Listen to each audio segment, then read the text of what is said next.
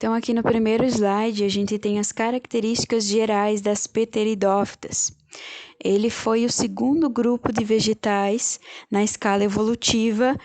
Elas não possuem sementes, possuem raízes, caules e folhas, diferente das briófitas que a gente estudou na outra aula. Também outra diferença é que elas são vasculares, elas apresentam então os vasos condutores de seiva. Isso permite a ela, então, que ela cresça muito mais do que as briófitas e elas possuem, então, uma sustentação muito maior.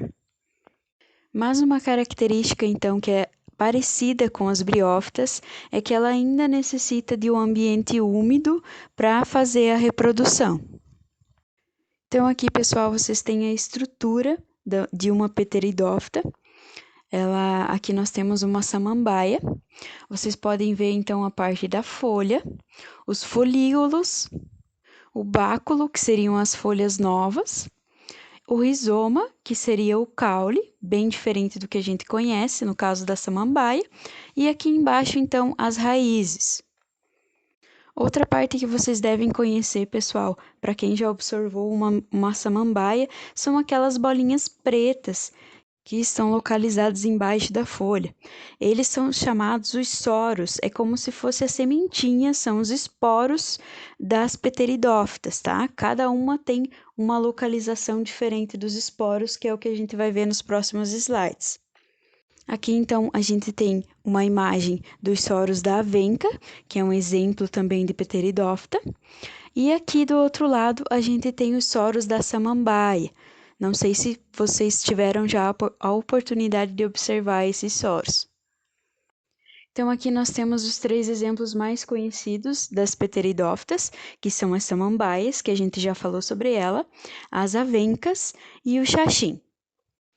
Aqui nós temos, então, o ciclo de vida das pteridófitas. Então, aqui nós temos uma imagem mais aproximada da parte dos soros. Vocês podem observar que, dessa forma como eles estão localizados ali, eles parecem bolsinhas penduradas, certo? Depois que eles já estão maduros, então, eles se quebram, eles se abrem e soltam, então, os esporos no ambiente. Ele funciona como se fosse uma semente, tá, pessoal? Então, depois que ele cai sobre a terra, então, ele germina esse esporo, então, ele forma o prótalo.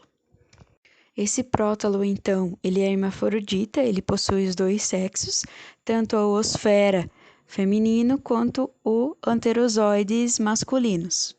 É nessa parte, então, que ele precisa da água para se reproduzir, porque essa parte aqui da oosfera vai precisar receber os anterozoides da parte masculina, e isso só acontece na presença de água. Na fecundação, então, a gente tem a presença do zigoto, que depois ele vai se tornar, então, um esporófito jovem, tá? E vai desenvolver, então, as suas folhas e, dessa forma, uma nova planta. Agora, então, vocês têm a passagem de um vídeo, pessoal,